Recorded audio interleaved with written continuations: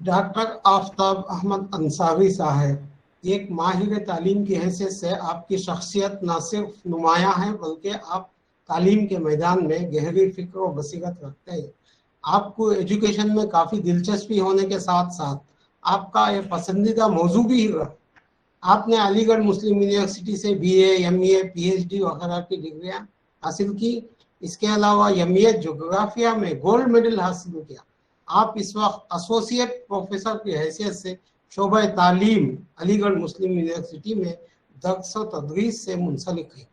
आपको स्कूल के ज़माने ही से पढ़ने और लिखने में इतनी दिलचस्पी रही कि आप हर जमात में अव्वल आते हैं, जिसके सबब आपको कई स्कॉलरशिप से नवाजा गया, जिनमें PG मेरिट स्कॉलरशिप, प्रोफेसर नियाज सिद्दीकी साहब स्कॉलरशिप, UP मेरिट स्कॉलरशिप वगैरह शामिल है।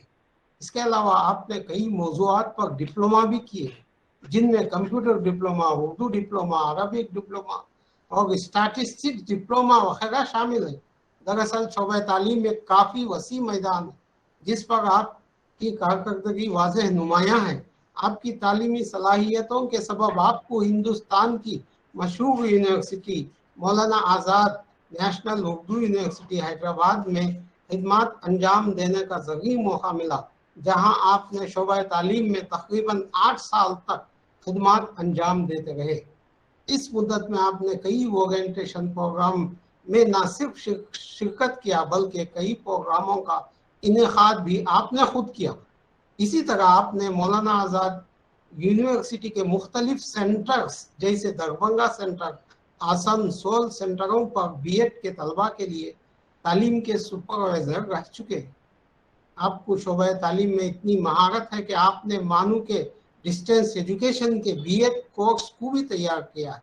आप एक माहिर तालीम के अलावा एक बेहतरीन एडमिनिस्ट्रेटर भी हैं। लिहाजा दरभंगा सेंटर मानू के प्रिंसिपल इंचार्ज, कन्वेनर, कोऑर्डिनेटर और ऑफिसर इंचार्ज वगैरह रह चुके हैं। इसके अलावा मानू हिंदुस्तान में जहां UG और PG इम्तिहानात मुनाकिद करती है, वहां आपको बहैसियत observer, internal examiner, external examiner और सुपरवाइजर वगैरह की हैसियत से तकर्रुर किया। लिहाजा आपकी उन काबिलियतों काविशों के सबब अलीगढ़ मुस्लिम यूनिवर्सिटी के शोबा तालीम में बहैसियत एसोसिएट प्रोफेसर 2021 में आपकी इस तकर्रुरी अमल में आई। तालीमी सरगर्मियों में तदरीस के अलावा आप एडमिनिस्ट्रेटिव तजुर्बा भी रखते हैं, जैसे रियासत बिहार के मदरसा बोर्ड के कोऑर्डिनेटर हैं, सुपरवाइजर, इंचार्ज, UG और PG के सेमिनार वगैरह के सेक्रेटरी रह चुके हैं। हाँ ठीक है। तलबा से मुताल्लिक समाजी तहजीबी स्पोर्ट प्रोग्रामों में बढ़ चढ़ कर हिस्सा लिया है। रिसोर्स पर्सन की हैसियत से हिंदुस्तान भर की मुख्तलिफ यूनिवर्सिटियों में मुख्तलिफ मौज़ूआत पर, खुसूसन एजुकेशन में उनकी तकनीकियों पर कई लेक्चर्स दिए हैं आपने।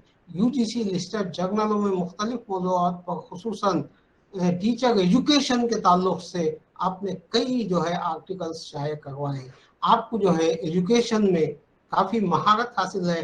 मैं वक्त की तंगी की सबब मैं जो है आपका तारुफ मुख्तसर करते हुए आपसे गुजारिश करता हूं कि आपकी शख्सियत उन तालीमी मसरूफियात के सबब आपको दूसरों से मुनफरिद करती है। हम उम्मीद करते हैं कि आपकी हमारी शख्सियत हम सब के लिए मुफीद साबित होंगी। आपका ज़्यादा वक्त ना लेते हुए डॉक्टर साहब से गुजारिश करता हूँ कि आप तशरीफ़ लाएँ और अपने पुरमख्स खिताब से हमें नवाजें। आपका मौजू है उस्ताद की ज़रूरी खूबियाँ, रिवायती और जदीद नक़्ता नज़र से essential values of a teacher, traditional works, modern approach. जब हमने आपका बायोडाटा देखा हम ही दंग रह गए हम सब, क्या ये इंसान में इतनी खूबियाँ हो सकती हैं। ये इंसान समंदर के जैसा भी इसके अंदर अपनी सलाहियतें जज्ब करने की ताकत रखता है। आपसे गुजारिश है कि आप आएँ, हमें अपने मकसद से महसूस करें। शुक्रिया।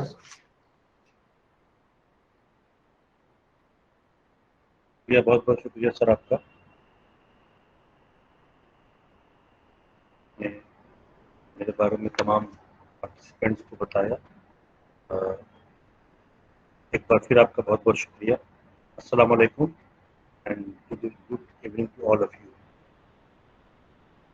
First of all, I would like to congratulate the organizers of this program, especially Professor Shailendra Mohan Sahab, Director CIL, Professor Fadnavis Sahab, Deputy Director, and Dr. Pankaj Dwivedi Sahab, Officer in Charge, NTS of India, and Dr. Ghulam Mohyuddin Ansari Sahab, जिनका अभी बता रहे थे कि pen name Salik साहब है। इन लोगों को मैं कॉन्ग्रेचुलेट करना चाहता हूँ, इसलिए कि नहीं इन लोगों ने कि सिर्फ ये प्रोग्राम मुनक्कद किया, बल्कि इसलिए कि इन्होंने एक बहुत ही रिलेवेंट टॉपिक सेलेक्ट किया और उस टॉपिक पे बोलने का मुझे मौका दिया। मेरी पूरी कोशिश होगी कि मैं अपना बेस्ट दे सकूं, क्योंकि मुझे पता है कि NDS नवोदय विद्यालय समिति के असातिज़ा इकराम जो है वो अपने आप में खुद मेयारी असातिज़ा के माने जाते हैं।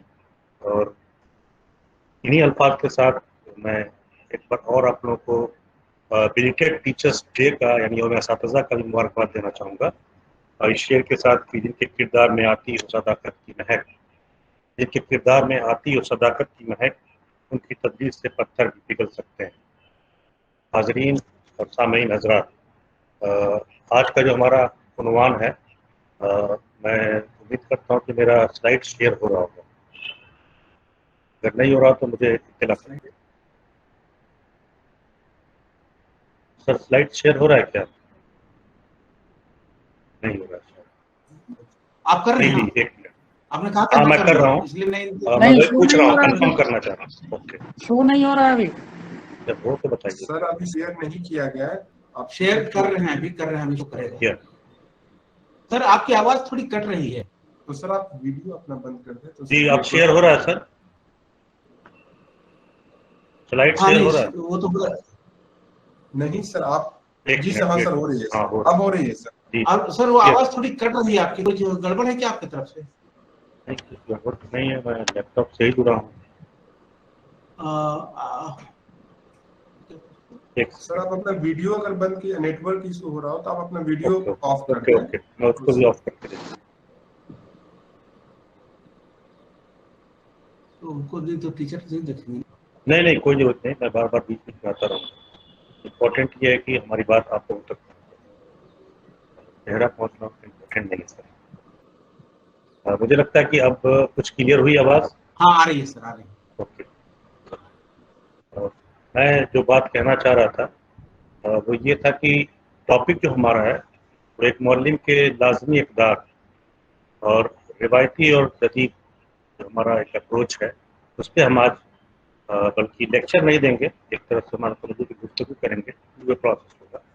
और चूँकि वक्त ज़्यादा नहीं है तो अगर आपको किसी तरह का कोई सवाल हो तो आप इनबॉक्स में डालेंगे, तो मैं एक दूसरे भी मोबाइल से जुड़ा हूँ, उस पर मैं देखता रहूँगा और जब वक्त आएगा जवाब देने का तो इंशाल्लाह उसको गुफ्तगू करेंगे।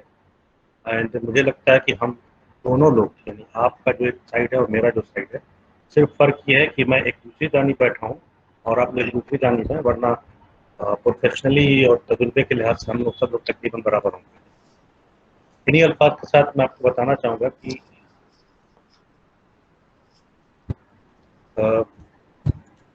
आज जो हम जिस बात पे गुफ्तगू करेंगे उसका एक इंट्रोडक्शन होगा, एक मैं छोटा सा वीडियो दिखाऊंगा और जब वो होगा आपके लिए फूड फॉर थॉट, जिस पर आपको सोचना होगा क्या बेहतर है और क्या सही है।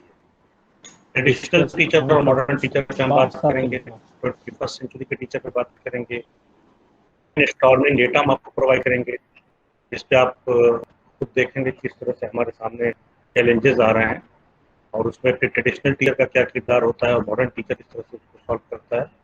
कुछ खाकाबंदी हमने किया है anatomy of 21st century classroom और anatomy of 20th century classroom, इन दोनों पे भी हम लोग गुफ्तगू करेंगे। 21st सेंचुरीज के कुछ 4 C's यानी कुछ चैलेंजेस हैं, कुछ ऐसे एस्पेक्ट हैं जो हमें बहुत ही ज़रूरी है कि हम उस पर गुफ्तगू करें आज इस मौजू के तहत। और role of teachers in 21st century, इस 21वीं सदी में और ख़ास तौर से पोस्ट कोविड पीरियड में क्या हमारा किरदार होगा टीचर की हैसियत से, बहैसियत टीचर के, और क्या हमें किन किन चीज़ों की ज़रूरत है, क्या रिक्वायर्ड है टीचर्स को आज के दौर में, इसकी हमें ज़रूरत होगी। फिर हम लोग उसको इंशाल्लाह इख्तिताम करेंगे, कंक्लूड करेंगे।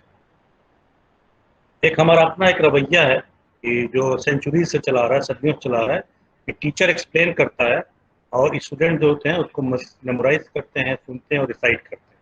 ये एक हमारा ट्रेडिशनल आप कह सकते हैं इसको, जो सदियों से चला आ रहा है, और यही शायद इसी को हम ट्रेडिशनल टीचिंग या ट्रेडिशनल अप्रोच कहते हैं, which was an obstacle between student and their innovative. जिससे कि बहुत सारे रिसर्चर्स ने, बहुत सारे तहकीक ने ये साबित किया है कि एक तरह से एक रुकावट है बच्चे की तकनीकी सोच में और हमारे पढ़ाने के बीच में, हमारे इस तरीक़ेकार में। इस तरह से अगर हम देखें तो हमारी डिसीजन मेकिंग की जो बात आती है उसमें भी बहुत सारी प्रॉब्लम्स आती है अगर हम इस मेथड को अप्लाई करते हैं, इस मेथड को या इस स्किल को या हुनर को, पढ़ाने के हुनर को हम इस्तेमाल करते हैं। तो ये कुछ चीज़ें हैं जो मॉडर्न अप्रोच से बिल्कुल मुख्तलिफ है। हमारी सोसाइटी की जो डिवाइडेड है वो 3 ग्रुप में डिवाइडेड है। एक तो वो सोसाइटी है जो ट्रेडिशनल मेथड को आज भी बहुत सपोर्ट करती है, दूसरी वो बिल्कुल ही उसको सपोर्ट नहीं करती है और मॉडर्न मेथड को सपोर्ट करती है, मॉडर्न अप्रोच को सपोर्ट करती है, और एक इन दोनों के दरमियान में तो थर्ड ग्रुप जो बिलीव करती है कि दोनों को चलना चाहिए। अब जब हम गुफ्तगू करेंगे तो आप जिसका फैसला करेंगे कि हमारे मुल्क का, हमारे नेशन का जो ग्रोथ है और जो डेवलपमेंट है वो किस पे ज़्यादा मुनहसिर है, किस पे ज़्यादा डिपेंडेंट है, और उसके बाद फिर आपको मैं पूरी ये आज़ादी दूंगा कि आप मेरी तकरीर खत्म होने के बाद आप खुद इस बात का फैसला करेंगे कि हमें किस अप्रोच को फॉलो करना चाहिए। जो लोग बिलीव करते हैं इसमें कि जदीद टीचिंग अप्रोच जो है, तदरीसी अप्रोच जो है या मेथड जो है वो ज़्यादा बेटर है, या वो जो जिस पे क्रिटिसिज्म ज़्यादा है, वो तमाम चीज़ें हमारे सामने हैं। उसके बाद आप अगर इसको देखें, एक कोठारी कमीशन की जो रिपोर्ट है वो क्या कहती है, वो ये कहती है कि उसका पहला लाइन ही जो है वो कहता है कि the destiny of India is being shaped in a classroom, denotes the value of education and determine the level of prosperity, welfare and future of the country. NPE 1986 कौमी तालीमी पॉलिसी 1986 क्या कहती है, no society can rise above the level of teacher. कोई भी समाज, कोई भी माशरा टीचर्स के ऊपर नहीं जा सकता। इसको वजाहती तौर पर अगर हम देखें तो हम ये कह सकते हैं कि किसी भी सोसाइटी की मेयार अगर आपको देखना है तो वहाँ के टीचर के मेयार को देखें। आप अभी सालिक साहब आप लोग को इंस्ट्रक्शन दे रहे थे, तो मुझे लगता है कि वो एक तरह से आपका जो बिहेवियर रहा होगा पहले के सेशन में, उसको उनकी बातों में रिफ्लेक्शंस थे। वो जो देख रहे थे, कुछ लोग रोड पे घूम रहे थे, कुछ लोग इस तरफ थे। तो अब ये एक जो कौमी पॉलिसी का जो ये कोटेशन है, उसको मैं कोटेशन कह रहा हूँ कि no society can rise above the level of teacher. अगर हम असातिज़ा इकराम अपने क्या कहते हैं उसको, कि अपने इम्प्रूवमेंट के लिए, अपने प्रोफेशनल डेवलपमेंट के लिए अगर इस तरह के प्रोग्राम को सड़क पे टहलते हुए अटेंड करें तो हमारा मेयार क्या होगा और हमारी सोसाइटी का फिर मेयार क्या होगा। और पॉलिसी ने एक और बात पे जोर दिया है, the teachers accountability, the people, the parents, the community and to their own profession. इन 4 चीज़ों पे इस पॉलिसी ने जोर दिया है। तो टीचर्स की अकाउंटेबिलिटी पे जोर दिया कि आपकी अकाउंटेबिलिटी, आपकी अपनी जिम्मेदारी क्या है टुवर्ड्स पीपल, आपके बच्चों के तहत, जो आपके तलबा हैं उनके तहत, उनके लिए जो पेरेंट्स हैं उनके लिए। हम आमतौर पर ये समझते हैं कि हमारा जो पढ़ने पढ़ाने का दायरा है वो बस बच्चों तक ही महदूद है, बल्कि ऐसा नहीं है। साइकोलॉजी में बहुत सारी बातें कही है कि हमें साइकोलॉजी पढ़ाई जाती है, फिलोसफी पढ़ाई जाती है, सोशियोलॉजी भी पढ़ाई जाती है। जब हम टीचर्स ट्रेनिंग प्रोग्राम को करते हैं, चाहे वो BEd लेवल हो या MAd लेवल हो, तो वो इसीलिए करते हैं कि हमें बच्चों के साथ साथ बच्चों के पेरेंट्स के बारे में, बच्चों की कम्युनिटी के बारे में और खुद अपने बारे में, यानी अपने प्रोफेशन के डेवलपमेंट के बारे में सोचने और समझने की सलाहियत पैदा हो सके। APJ अब्दुल कलाम साहब ने अपने इंडिया 2020 एक जो उन्होंने मिलेनियम विजन रखा था अपनी किताब में, उन्होंने कहा था कि if you are a teacher in whatever capacity, मैंने अभी एक बात कही थी कि आप उस तरफ उस जानिब बैठे हुए हैं और मैं इस जानिब, बस यही है। अभी एक साहब थे, उन्होंने बड़ी लंबा चौड़ा मेरा तारुफ कर दिया कि ये तो बस एक करिकुलम वीटे के लिए बनाया जाता है, अदरवाइज मैं भी एक प्रोफेशनली टीचर ही हूँ और आप भी एक टीचर हैं, और इसमें कोई नहीं है कि कौन किस कैपेसिटी में, और जो भी जिस कैपेसिटी में, चाहे वो सानवी सतह पे हो, चाहे वो आला सानवी सतह पे हो, चाहे वो आला तालीमी प्रोफेशन में हो, किसी भी आप लेवल पे हो, आपकी जिम्मेदारी उसी लिहाज से होती है और वो भी एक अहम जिम्मेदारी होती है। तो यहाँ पे उन्होंने कोट किया है कि if you are a teacher in whatever capacity, you have a very special role to play because more than anybody else it is you who are shaping the future generation. A teacher has a highly responsibility, or you can say the responsible as compared to the other professional. As a student, यहाँ पे मुझे share याद आ रहा है कि बहुत सारे profession और हर प्रोफेशन के अपने चैलेंजेस होते हैं, लेकिन जब भी मैं अपने बीएड और एमएड के बच्चों को पढ़ाता हूँ और ख़ासतौर पर जब मैं बीएड की फर्स्ट क्लास में जाता हूँ, तो मैंने अक्सर ये पाया है, और ये मेरा अपना पर्सनल एक रिसर्च है, जिसको मैं एक्शन रिसर्च कह सकता हूँ, कि only 2 to 5% students or the candidate have joined the B.Ed course, and rest of them are came in this course because of by chance, not by choice. तो मैं उनसे कहता हूँ कि ये इश्क नहीं आसा, बस इतना समझ लीजिए, एक आग का दरिया है और डूब के जाना. ये टीचिंग प्रोफेशन जो इतनी आसान सी बात नहीं है, एक आग के दरिया के मानंद है और आपको उसमें डूब के जाना है. बहुत सारे प्रोफेशन है जो आप कर सकते हैं, और ये हमारी कंडीशन है आज के टीचिंग प्रोफेशन की. As compared to the other professions, as students look upon the teacher as an embodiment of perfection. You always try to receive the perfect aspect. Dalai Lama ने भी कहीं इस बात को कोट किया था, जो मैंने सोचा कि आपको यहाँ पे बताना एक जरूरी हो जाता है. He explained, when educating the mind of youth, we must not forget to educate their heart. Of course, अगर हम उनके माइंड को एजुकेट कर रहे हैं, उनके माइंड को ग्रूम कर रहे हैं, तो ये भी ज़रूरी हो जाता है कि हमें उनके दिल को ग्रूमिंग, यानी जिसे हम कह सकते हैं कि inculcating the value system, inculcating the, मैं कह सकता हूँ कि उनके दिलों में इक़दार के तई कुछ रवैये को पैवस्त करना हमारा एक समझ लीजिए कि जिम्मेदारी हो जाती है. सिर्फ हम ये कहें कि हम उनको रटने की सिखा दें, उन्हें लिखने की सिखा दें, या उन्हें हम डिजिट में नंबर अच्छे पाने की सलाहियत दे दें, वो उतना इम्पोर्टेंट नहीं. जितना इम्पोर्टेंट ये है उनके कल्ब तक, उनके हार्ट तक हम पहुंच के उन्हें बेहतर से बेहतर तालीम और वैल्यूज़, और यू कैन आप ये कह सकते हैं कि उनको इक़दार की तालीम दी जा सके. अभी रिसेंटली जो हमारी कौमी तालीमी पॉलिसी फ्रेम हुई है, जिसे अब इम्प्लीमेंटेशन की बात हो रही है, उसमें क्या कहा गया है, teachers will have an opportunity to nurture these very same values of adaptability and innovation in their classroom. उनको उन वैल्यूज को अडॉप्ट किया जाए. वो वैल्यूज क्या हैं? Equality, fraternity, democracy. A key focus area of NEP is transforming the quality of teaching, where teacher will be empowered to lead the change. अब कुछ चेंज करने की बात हो रही है इसमें, और उसमें जो सबसे इम्पोर्टेंट चीज़ है वो ये है कि वैल्यू सिस्टम को चेंज किया जाए, वैल्यूज को इनकलकेट किया जाए. ये कुछ बातें हैं जो हम आपसे गुफ्तगू करके इस उन्वान को बेसिकली आपके सामने लाने की कोशिश कर रहे थे. एक मैं आपको छोटा सा वीडियो दिखा रहा हूँ, अगर आप लोगों को दिखे तो आप इस पर गौर करिएगा और मुझे भी बताइएगा कि आप इस पर क्या सोच रहे हैं, आपका रद्द-ए-अमल क्या है. ये गौर से इसे देखिए, ये बहुत ही आम हुआ, मुझे लग रहा है दिख रहा होगा. क्यों सर? सर वो आपकी वीडियो शेयर नहीं हो रही है, पीपीटी ही शेयर हो रहा है. वीडियो शेयर नहीं हो रही है. एक मिनट.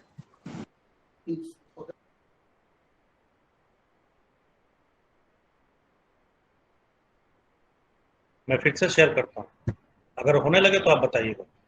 Okay sir.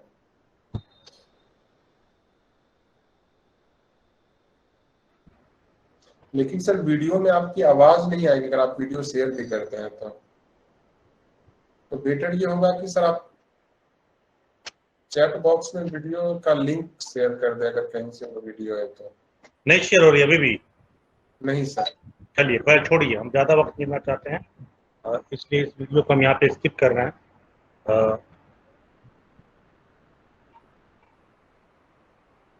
सर आप अपने स्क्रीन शेयर करके पीपीटी शेयर कर दीजिएगा. वो बंद हो गया है. हाँ मैं पीपीटी.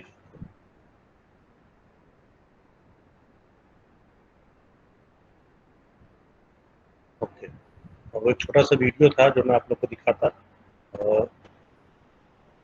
अब जब ये स्क्रीन शेयर हो जाए तो आगे बढ़ेंगे.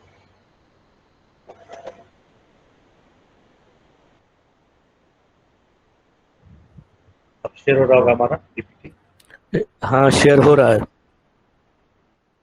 ठीक है, शेयर हो रहा है, स्क्रीन शेयर। ठीक है। ये है कुछ ट्रेडिशनल टीचर की खूबियात या आप जो कैरेक्टरिस्टिक कह सकते हैं। Teachers quite using board and chalk, इसको मैंने थोड़ा और सर इसको शॉर्ट ऑन किया है। कीजिए, वीडियो ऑन कीजिए। जी सर, शेयर हो रहा है, ये नहीं हो रहा है अभी? नहीं, लिंक पे क्लिक कीजिए सर, लिंक पे क्लिक कीजिए। नहीं, स्लाइड शेयर शेयर हो तो रहा हो रहा है है, लेकिन हो रहा है, लेकिन वीडियो वहीं पे रुका हुआ नहीं क्लियर है, वीडियो नहीं आ रहा है। ये अब आ गया ये, रिवायती सस्ता। ठीक है। ये तो स्लाइड शेयर हो रहा है ना, मैं इसी को कंटिन्यू करना। हाँ, जी, ट्रेडिशनल जी, टीचर हाँ जी अभी जी लिखा हुआ, वही है। रवायती असजा। जी जी सर, ठीक, यहीं से मैं आ रहा था। रिवायती टीचर्स के कुछ खुसूसियात आप इसे गौर फरमाएं। किस पे ये जोर देते हैं? Emphasis on chalk and talk, ठीक है। फोकस ऑन टीचिंग, तदरीस पर मरकूज होता है इनका, हमारा ट्रेडिशनल टीचर अप्रोच जो होता है। लेक्चर ऑल डे लॉन्ग, लंबी तकारीर या लेक्चर्स पे। Be the stage and stage. उसके बाद इम्तिहानात में पास करना या टेस्ट में पास करने तक हम महदूद होते हैं। असेसमेंट ऑफ लर्निंग, इक्तसाब की जांच। Develop respect for the traditional system, रिवायती निज़ाम की कहीं रिस्पेक्ट करना या एहतराम करना। यानी इसका मतलब ये हुआ कि हमारा जो ट्रेडिशनल टीचिंग है वो इन्हीं पॉइंट्स के इर्द गिर्द महदूद है। हम अपनी इक्तसाब को कामयाब बनाते हैं। उसके बाद तदरीस पर मरकूज होते हैं। उसके बाद लंबी तकारीर और लेक्चर से होकर मरकूज करते हैं। लेक्चर तकरीर पर मुनासिर होता है। उसके यानी ये तमाम बातें जो हैं वो एक, हम ये सोचते हैं कि क्या अब तक जितनी भी ट्रेडिशनल टीचिंग होती है हमारे कह सकते हैं कि पुराने लोगों के ज़रिए, पुराने असातिज़ा इकराम के ज़रिए, वो जाहिर सी बात है कुछ ना कुछ उन्होंने उसमें तख्लीक की होगी, कुछ खोज किया होगा, बिल्कुल किया होगा, लेकिन ऐसा नहीं है कि वो ऐसा कोई तख्लीक था जो हमेशा चलने वाला। क्योंकि अभी मैं इसमें आते एक दो चीज़ आपको दिखाऊंगा इससे किस तरह से नॉलेज में एक्सप्लोजन हो रहा है और नॉलेज में चेंजेज हो रहा है। स्लाइड चेंज हो रहा है कि नहीं, ये जरा देख लीजिएगा। नहीं हो रहा।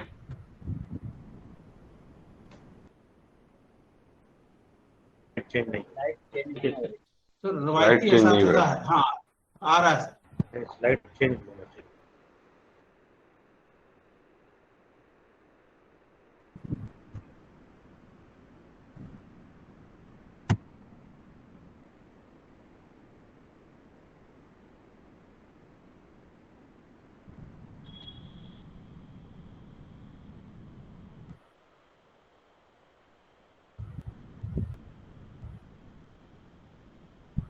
अब आ रही स्लाइड? हाँ स्लाइड आ रही है, स्लाइड चेंज। हाँ ठीक। हाँ जी जी। चक्कर में थोड़ा सा प्रॉब्लम हो गया तो चला।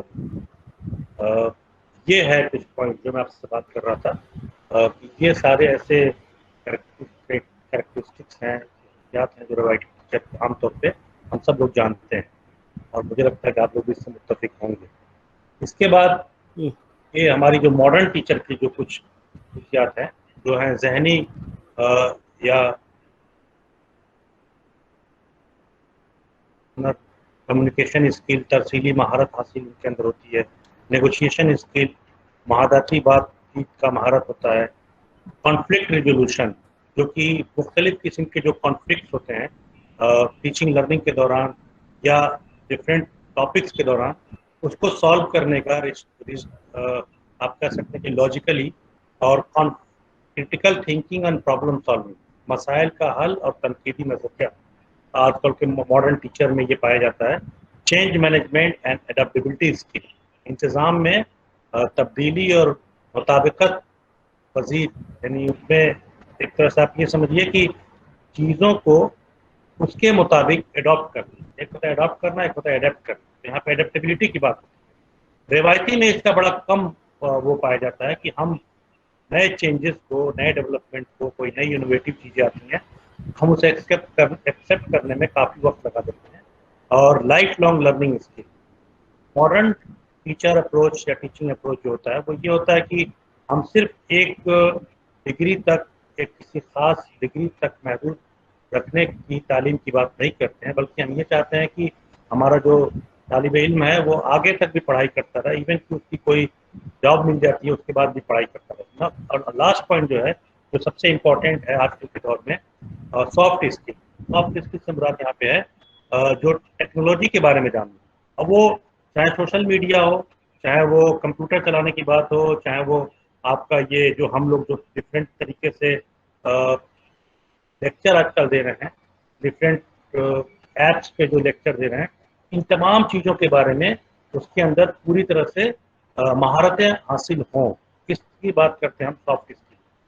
आज का जो मॉडर्न टीचर है, जिसको आप कह सकते हैं कि जदीद असातिज़ा और मौल्लिम, उसके अंदर ये सारी तमाम महारतें और स्किल्स पाई जाती है। 21st सेंचुरी टीचर, थोड़ा सा मैंने इसको अलग करने की कोशिश की है कि मॉडर्न टीचर से और 21st सेंचुरी के टीचर से, क्योंकि 21st सेंचुरी जो हमारा चल रहा है इसमें बहुत जल्दी और बहुत तेज़ी से तब्दीलियाँ हो रही हैं। आपको अगर मैं एक छोटा सा एग्जाम्पल दूँ कि 2 साल पहले कि जो हमारी दर्स तदरीस के तरीक़ेकार थे, जो हमारे अप्रोच थे, वो बिल्कुल ही अब बदल चुके हैं। अगर हम कोशिश भी करें कि हम उस तरीके को और बेहतर बना के पढ़ा सकें तो आज मुमकिन नहीं है, क्योंकि आज का जो 21st सेंचुरी के ठीक 2 साल बाद का जो दौर है वो डिफरेंट हो गया है। वो कोलेबरेटिव वर्क की बात कर रहा है, यानी मुख्तलिफ बच्चों के ग्रुप बना के उसमें कारकर्दगी, क्लास की एक्टिविटीज़ कराने की बात हो रही है, प्रोजेक्ट बेस्ड लर्निंग की बात हो रही है, एडिट, रिमिक्स, शेयर, मीडिया। अब मैं आपको बताऊं, कल मुझे टीचर्स डे का एक प्रोग्राम कंडक्ट करना था, तो बच्चे बड़े परेशान थे कि सर कितना देर चलेगा, क्या चलेगा। मैं हम लोगों ने तो बहुत कुछ बनाया, दिखाएंगे और उसको प्रेजेंट करेंगे तो दिन भर लग जाएगा। तो मुझे एक बात याद आई, और संडे का दिन आप लोगों को भी समझ में आता है कि संडे कितना कीमती होता है किसी भी प्रोफेशनल के लिए। तो मैंने कहा कि आप लोगों ने जो भी एक्टिविटी किया है वो रिकॉर्ड करके, वीडियो रिकॉर्डिंग करके, ऑडियो रिकॉर्डिंग करके, क्लिपिंग करके आप इस ग्रुप में डालिए।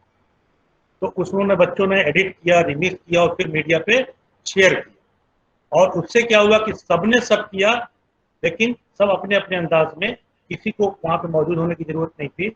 हम जो असातिज़ा इकराम के ग्रुप था वो उसको पूरा ग्रुप पे बैठे हुए देख के सारे बच्चों की एक्टिविटीज़ को हमने एनालाइज कर दिया, उसको वो कर दिया। तो ये जो 21st सेंचुरी के जो असातिज़ा हैं उन्हें ये तमाम हुनर आनी चाहिए और आती हैं। तो ये एक ये बेसिक डिफरेंस है। Expect change, we should always expect change. हमें इस बात की हमेशा उम्मीद रखनी है कि कभी भी कुछ भी चेंज हो सकता है। आपको मैं बताऊं कि कुछ लोग तो इतना परेशान थे फर्स्ट कोविड के पीरियड में, जो फर्स्ट लॉकडाउन था, कि उन्हें अपने स्टूडेंट्स से लिंक शेयर करवाना पड़ता था और लिंक क्रिएट करवाना पड़ता था, फिर क्लास लेनी होती थी, और फिर जब स्टूडेंट चाहते तो उस लिंक को क्लोज कर देते। तो ये 21st सेंचुरी के असातिज़ा को हमेशा इस बात के लिए भी तैयार होना है कि वो चेंजेस के लिए तैयार रहे, तब्दीलियों के लिए तैयार रहे। Create my own personal learning network, आपको अपनी भी एक इस तरह की पर्सनल लर्निंग नेटवर्क बना के रखना है।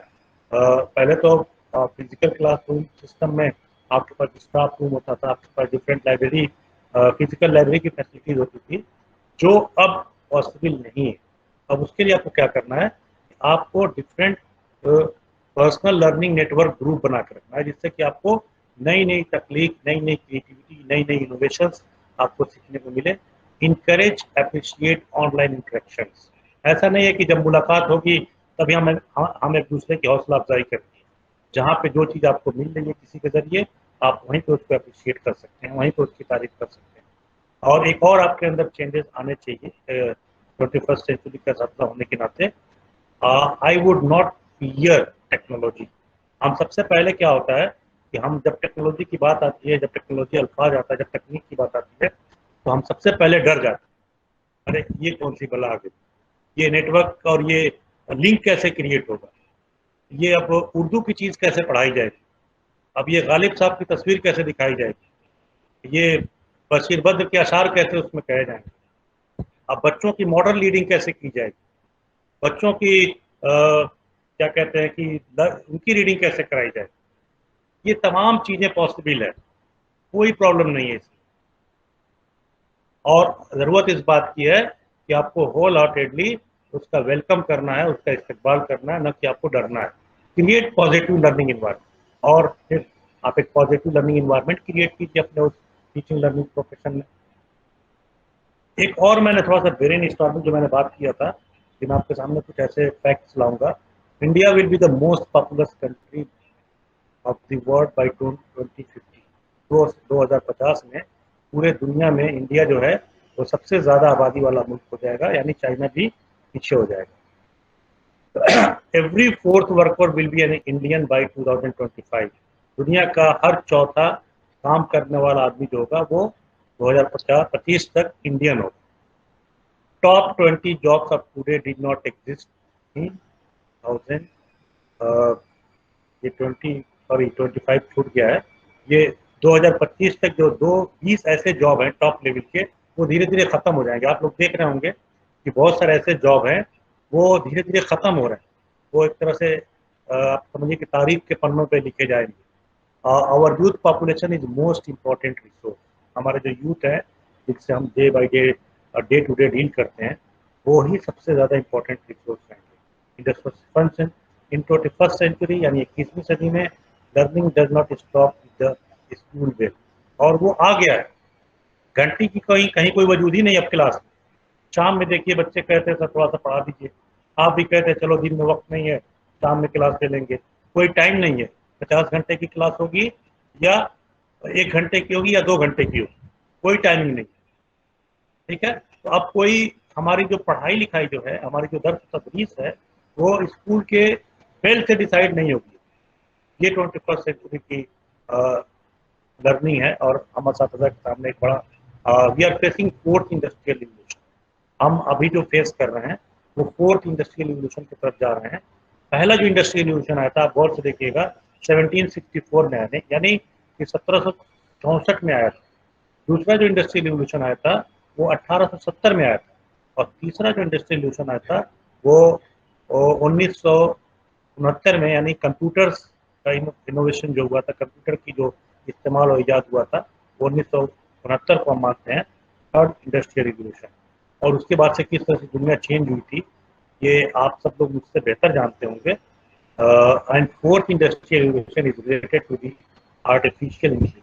और अब जो इंडस्ट्रियल रिवोल्यूशन आने वाली है जो कम्प्लीटली आर्टिफिशियल इंटेलिजेंस की बात हो रही है, there will be nothing of in the form of physical. कोई भी इदारा, कोई भी स्कूल, कोई भी पढ़ने दर्स तदरीस की जो भी हमारे पास असासा होंगे, वो कोई भी इस तरह से नहीं होंगे जो दिखने वाले होंगे। Everything will be virtual. ये मैं जो बात कहना चाह रहा था यहाँ पे, आप गौर करेंगे अगर कि पहला इंडस्ट्रियल रिवोल्यूशन और दूसरे इंडस्ट्रियल रिवोल्यूशन के बीच में तकरीबन 100 साल का गैप है।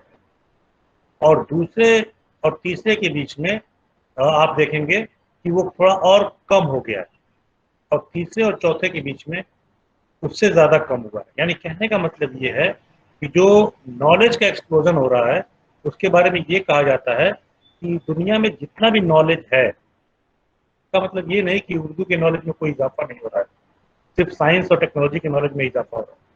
वो तमाम नॉलेज जो है वो तकरीबन 6 महीने में, 6 मंथ में डबल हो जाता है। तो इसका मतलब ये नहीं कि सिर्फ ये चैलेंज बच्चों के लिए, ये चैलेंज सबसे पहले हमारे लिए, हम असातिज़ा इकराम के लिए है कि हम उस चैलेंज को कैसे हैंडल करें। जो हमारी नॉलेज 6 महीने की डबल हो रही है, वो जब हमसे बच्चा दर्ज जमात में सवाल पूछेगा तो हम उसे कैसे हैंडल करें। क्या रिवायती दर्स तदरीस के ज़रिए उसको सॉल्व करना, उसको आंसर करना, उसको सेटिस्फाई करना, कोई मुतमईन करना मुमकिन है, और अगर नहीं तो फिर क्या है उसका जरिए। ये मैं आपके ऊपर छोड़ता हूँ, आगे बढ़ता थोड़ा सा। कुछ एनाटमीज मैंने खाकाबंदी की यहाँ पे 20वीं सदी के कमरे जमात में जो खाकाबंदी है। एक तो फॉर्मल था, वो रस्मी था, आप सुबह 10 बजे पहुँचते थे, शाम में 4 बजे वो क्लास की छुट्टी हो जाती थी। वक्त की कैद थी कि कौन सा पीरियड कितना देर होगा, कितने देर हमें उसमें खेल कूद के मौके मिलेंगे, कितने देर हमें उसमें खाने के मौके मिलेंगे। अभी सालिक साहब कह रहे थे, मुझे तो अपना स्कूल याद आ गया कि हर लेक्चर के बाद वो 15 मिनट का गैप देते हैं आप लोगों के ब्रेक के लिए और ब्रेकफास्ट के लिए। इस वर्चुअल में न तो सालिक साहब चाह के भी कुछ हमें खिला सकते हैं, आप लोग खिला सकते हैं, न हम चाह के भी उनसे कुछ खा सकते हैं। तो ये भी हमारे लिए बड़ा एक तरह से चैलेंज है। हमारे इस 20th सेंचुरी में ऐसा कुछ नहीं था। बाकायदा उसमें एक मुनज़्ज़म तरीके से वक्त की कैद हुआ करती थी, कितनी देर तक किस चीज़ की क्लास होगी, पहले उर्दू की क्लास होगी या हिंदी की क्लास होगी, फिर साइंस या मैथ्स की क्लास होगी, पूरा एक शेड्यूल हुआ करता था। आज भी शेड्यूल है, लेकिन उसकी कुछ और नवैयत हम आगे डिस्कस करेंगे। और टीचर सेंटर्ड होता था, वाकई में जो टीचर कह दिया उसे आपको अव्वल व आखिर हुआ करता था, यूँ कहिए कि पत्थर की लकीर होती। आज आपके पास दूसरा ही माहौल है, फिक्स्ड प्लेस, क्लास कहाँ होगी। मैं अलीगढ़ में बैठा हूँ, आप लोग न जाने कहाँ कहाँ दीगर जगह बैठे हैं। 20th सेंचुरी में ऐसा नहीं था। उसके बाद 21st सेंचुरी पे हम आते हैं। मैथ्स प्रो की बात हो रही है, Microsoft Aspire School Program. It is a kind of software, एक ऐसा सॉफ्टवेयर बनाया गया है जिसमें वो जो तमाम तरह के आप लोगों के ऑफिस में, हम लोग के बचपन में होता था कि प्रिंसिपल ऑफिस में बड़े बड़े रजिस्टर हुआ करते थे और आपको उसमें से टीसी के लिए कई पन्नों को, बड़े बड़े पन्नों को पलटना पड़ता था, फिर आपकी बना के दिया दीजिए। अब आज के असातिज़ा इकराम और स्टूडेंट्स को इसकी कोई प्रॉब्लम ही नहीं है। माइक्रोसॉफ्ट आप लीजिए और उसको अपने स्कूल के लिए हायर कीजिए या खरीदिए और उसको अपने स्कूल में तमाम डेटा को एक बार फीड कर दीजिए, सब कुछ वो कर देगा। सारा सारा डेटा अपने आप फीड हो जाएगा बच्चे का, और जब जिसका नाम डालेंगे या कोई कोड बना के रखा आपने उसको डालेंगे, पूरा उसका रिकॉर्ड 5 साल का, 10 साल का, जितने दिनों के लिए आपने उसको सेट किया होगा सब रिकॉर्ड हो जाएगा। तो ये हमारी 20वीं सदी के बाद एक 20वीं सदी की कमरे जमात कर रखा है।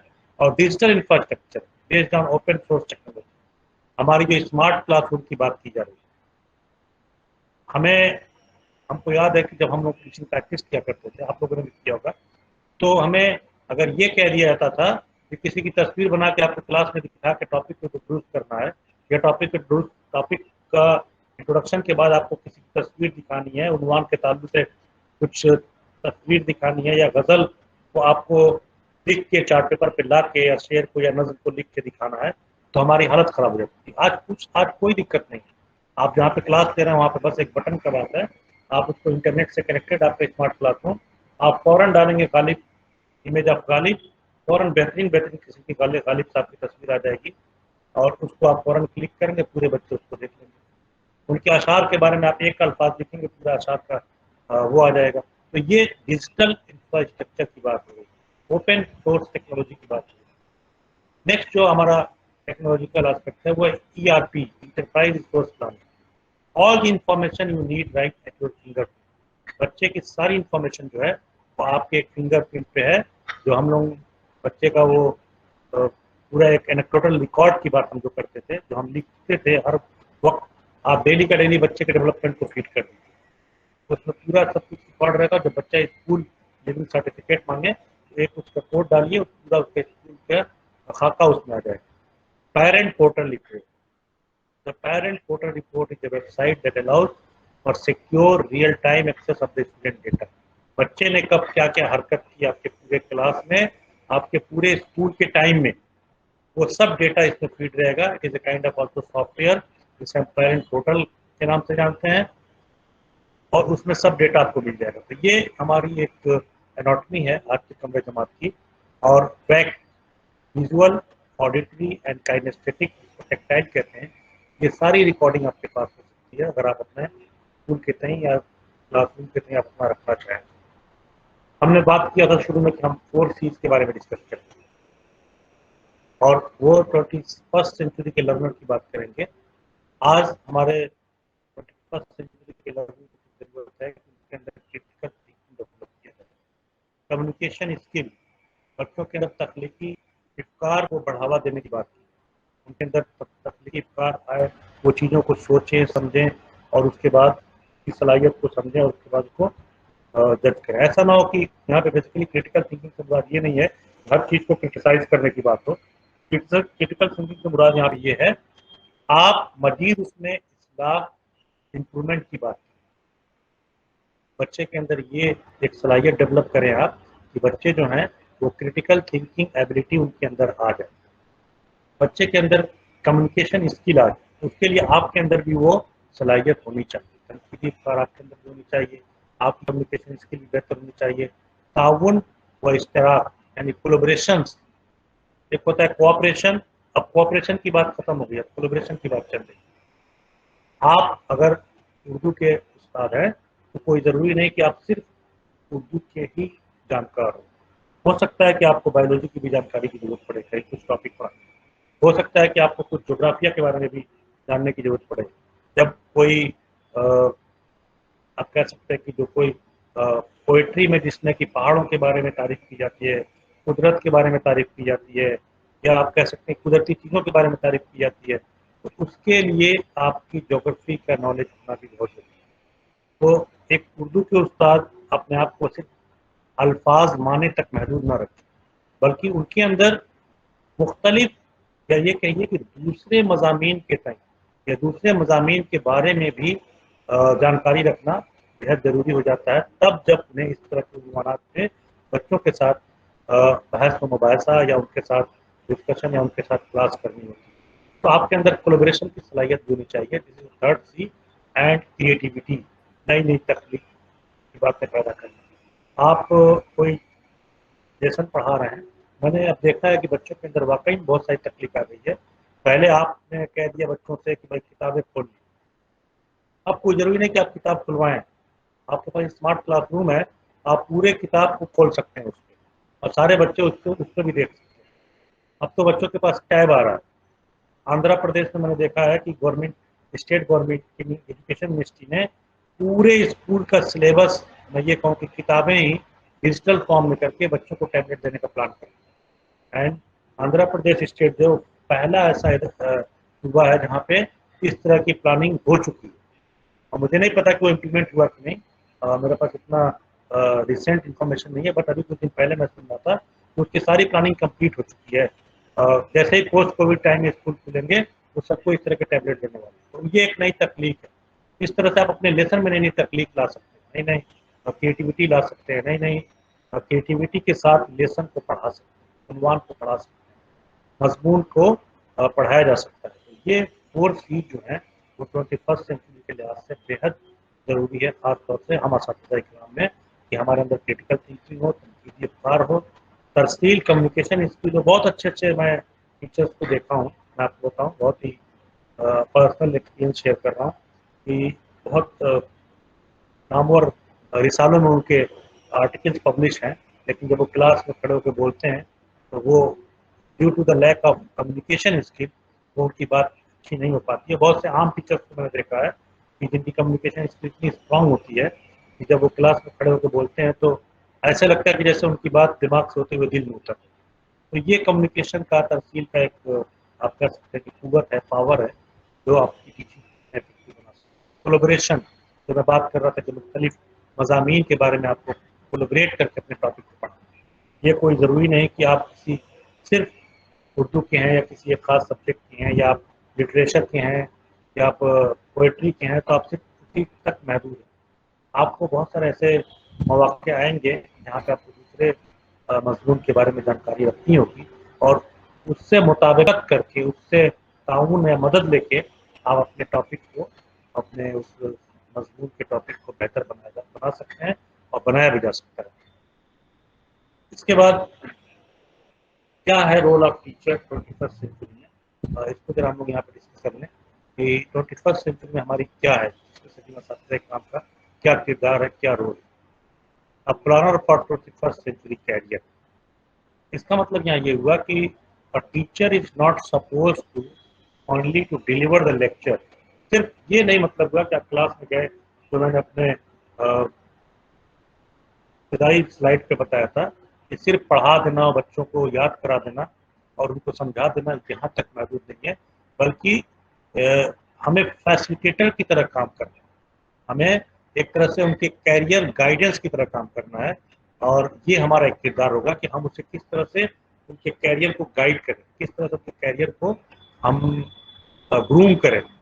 सिर्फ ये नहीं कि हम उन्हें कंटेंट दे दें, हम उन्हें मवाद दे दें और कह दें कि बस अब आप हमारी जिम्मेदारी खत्म हो गई, ऐसा नहीं है। हमारी ज़रूरत इस बात की है। मैं आपको एक एग्जाम्पल दूँ कि जब बहुत सारे बच्चे आते हैं उर्दू के, तो मैं इसको बिला माजरत के साथ आप लोगों से शेयर करना होगा, क्योंकि सब लोग हमारे सामने भी आप लोग असातिज़ा इकराम है, कि वो इतना उर्दू में रम गए होते हैं, इतना उर्दू के दीवाने होते हैं कि उन्हें अपने कैरियर की फिक्र ही नहीं होती। वो ये सोचते हैं कि बस हम उर्दू पढ़ लेंगे तो ना जाने क्या बन जाएंगे, तो मैंने अक्सर मैं उनसे सवाल करता हूँ कि आखिर तुम उर्दू कर लोगे तो उर्दू में करके क्या करो। फिर मैं उन्हें धीरे धीरे मोटिवेट करता हूँ कि आपने बीएड कर लिया है, आप कोशिश करके एमएड कर लीजिए, क्योंकि हमें आप जैसे उर्दू के माहिरों की ज़रूरत है जो उर्दू के टीचर्स अच्छे बना सकें। आप सब लोग, ऐसा नहीं हो सकता कि सब लोग उर्दू में पीएचडी कर लें और उर्दू में वो कर लें और अच्छे जगह प्लेस हो जाए, लेकिन हाँ इसकी गारंटी है कि अगर आप अच्छे उस्ताद बन जाएं और उस्ताद बन जाएं तो शायद आप एक अच्छे उर्दू के उस्ताद पैदा कर सकते हैं। तो इस तरह से बहुत सारे हम लोग सामने आती हैं बातें, जब तक के बच्चे बीएड करके फिर उर्दू में पीएचडी करने या उर्दू में करने जाते हैं तो हमें उनको गाइड करना होता है कि नहीं आप एक अच्छे उस्ताद बन सकते हैं और अच्छे उस्तादों के उस्ताद बन सकते हैं। तो आप उर्दू के बजाय इस शोबे में जाएं तो ज़्यादा बेहतर आपके लिए साबित होगा। आपका अपना उर्दू जो होगा वो अपनी जगह भी आपके साथ रहेगा और आपके कैरियर में भी 4 चांद लगेंगे।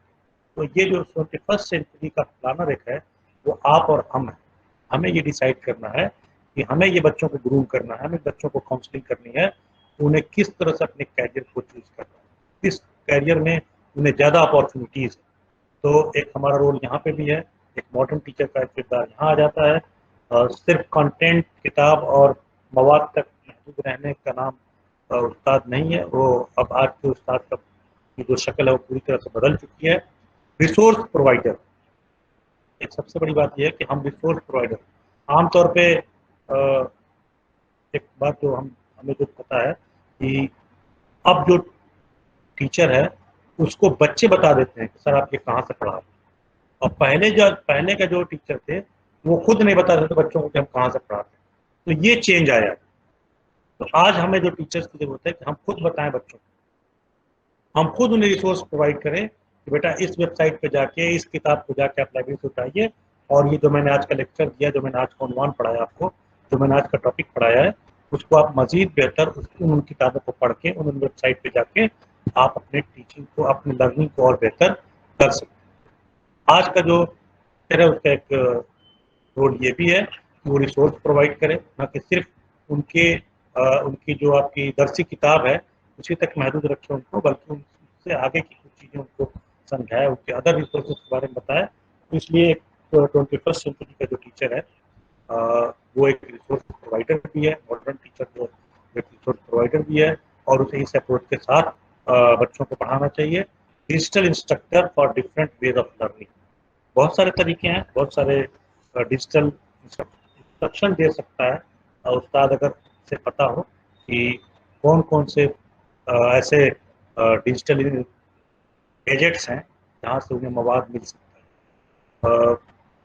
उर्दू के बारे में मैं जहाँ तक जानता हूँ कि हमारे वहाँ एक मौलाना आज़ाद लाइब्रेरी है अलीगढ़ मुस्लिम यूनिवर्सिटी में, उसकी तमाम उर्दू की किताबें, मैं समझता हूँ तकरीबन मोर देन 90% मवाद जो है उर्दू में जो है, और वैसे तो सारे लैंग्वेज की बात कर रहा हूँ मैं, लेकिन उर्दू की भी किताबें, अरबी की भी किताबें अब पूरी तरह से डिजिटलाइज हो गई। तो ऐसा नहीं है कि आपको उसको जानने के लिए, उसको पढ़ने के लिए आपको अलीगढ़ ही आना पड़ेगा, और बहुत सारे ऐसे वेबसाइट है यूनिवर्सिटी के लाइब्रेरी के, मौलाना आज़ाद लाइब्रेरी के नाम से लाइब्रेरी है, जहाँ से आपको बहुत सारे कीमती मवाद आप चाहें तो वहाँ से ले सकते हैं।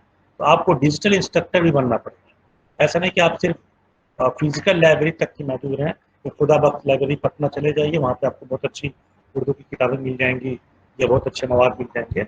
आपको डिजिटल इंस्ट्रक्टर के हैसियत से भी बच्चों को सीखने के, सिखाने के तरीके बताना। इस डिजिटल इंस्ट्रक्टर में एक और चीज़ यहाँ पे आपको बता दूँ कि जब बच्चे तैयारी करते हैं, ख़ासतौर पे जब किसी कॉम्पिटिशन के लिए, तो वहाँ पे भी हम आमतौर पे बच्चों से प्रैक्टिस कराते हैं। लेकिन आज इस वर्चुअल माहौल में जहाँ पे हम टोटली इंटरनेट पे और नेट पे डिपेंडेंट हैं, तो वहाँ पे बच्चों को हम सजेस्ट कर सकते हैं कि आप अपनी रिकॉर्डिंग करिए, अपनी बातों को रिकॉर्ड करिए, अपनी पढ़ाई को रिकॉर्ड करिए, और फिर उसको सुनिए, और उससे फिर आप अपने अंदर इम्प्रूवमेंट लाइए, क्योंकि आपके पास भी इतना वक्त नहीं है कि आप उसको उतना वक्त दे सकें जितना कि आप फिजिकल मोड में आप दे सकते हैं। तो एक डिजिटल इंस्ट्रक्टर से मुराद यहाँ पे ये भी है आपके लिए, आप उस तरह से बच्चों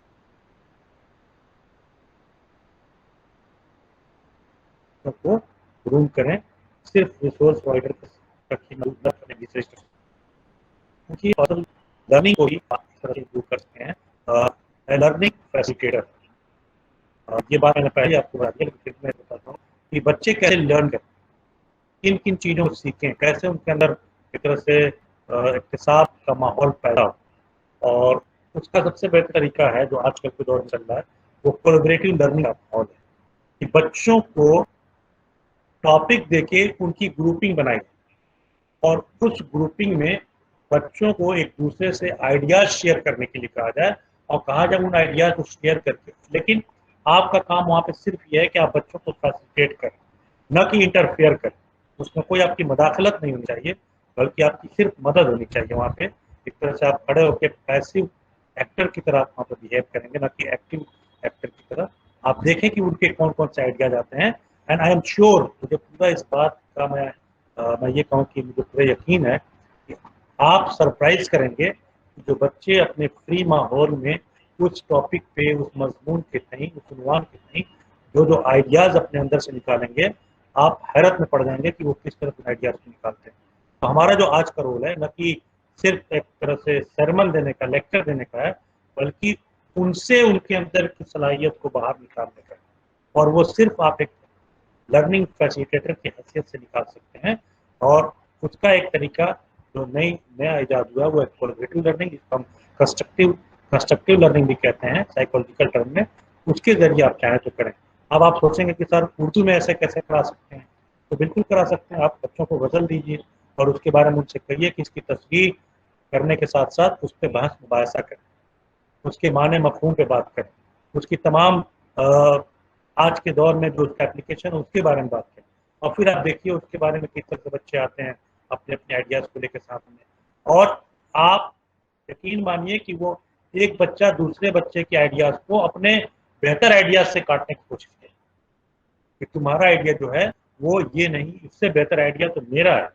और वाकई में उसका उससे बेहतर आइडिया होगा। इस तरह से जो मजमूई तौर पर उसका रिजल्ट आएगा वो काबिल तारीफ है। तो ये, और वहाँ पे आपका क्या काम है, आपका वहाँ पे काम है कि आप उनको सिर्फ और सिर्फ फैसिलिटेट करें। उनको ये देखें कि वो कहीं अपने उस टॉपिक से, अपने उस उन्वान से, अपने उस मकसद से कहीं भटक नहीं। जब भटकने लगे वो, जब कहीं इर्द जाने लगे, तो आप उन्हें फिर से उसके उन पॉइंट पे लाने की कोशिश करें। This is the learning facilitator, this is the role of teacher as a learning facilitator. दूसरी जो चीज़ है कि जो मैंने पहले भी कही थी कि fear of technology, no, not at all. चाहे आप किसी भी लेवल पे हों, किसी भी क्लास के टीचर हों, मुझे लगता है कि अगर आप लोग मोबाइल चला सकते हैं और मोबाइल पे ये तमाम प्रोग्राम अगर आप देख सकते हैं, तो फिर मुझे नहीं लगता कि आप टेक्नोलॉजी से आपको डरने की ज़रूरत है, जबकि आपको टेक्नोलॉजी से मोहब्बत करने की ज़रूरत है। और इसलिए नहीं कि आप उसमें एक्सपर्ट हैं, इसलिए कि आप उसमें कुछ चीज़ें लर्न कर रहे हैं, कुछ सीख रहे हैं। आपको मैं खुद बताऊं अपने बारे में, और मुझे लगता है कि आप लोगों में से बेशतर लोग भी ऐसे ही होंगे जो 2020 से पहले इतना एफिशिएंटली टेक्नोलॉजी को हैंडल नहीं कर पा रहे और न कर पा रहे होंगे।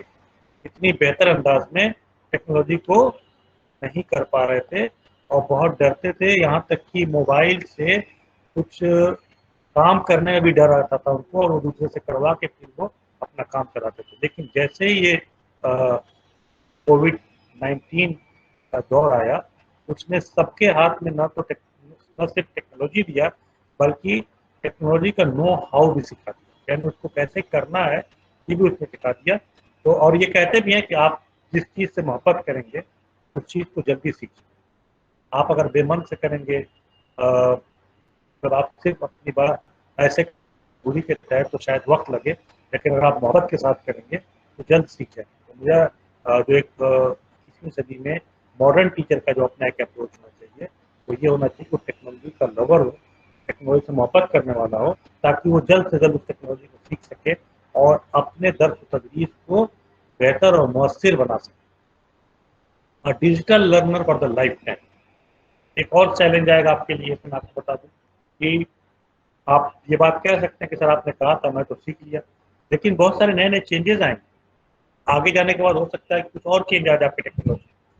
तो आपको लाइफ टाइम के लिए ये आप कह लीजिए मुआहदा कर लेना है इस टेक्नोलॉजी से कि तुम जितना भी तब्दील हो गए मैं उतना सीखता चला जाऊँगा, क्योंकि शायद मोहब्बत कहते हैं। इसलिए ज़रूरत इस बात की है कि आप डिजिटल लर्नर लाइफ टाइम के लिए, जो जो तब्दीलियाँ उसे सीखने की कोशिश करिए।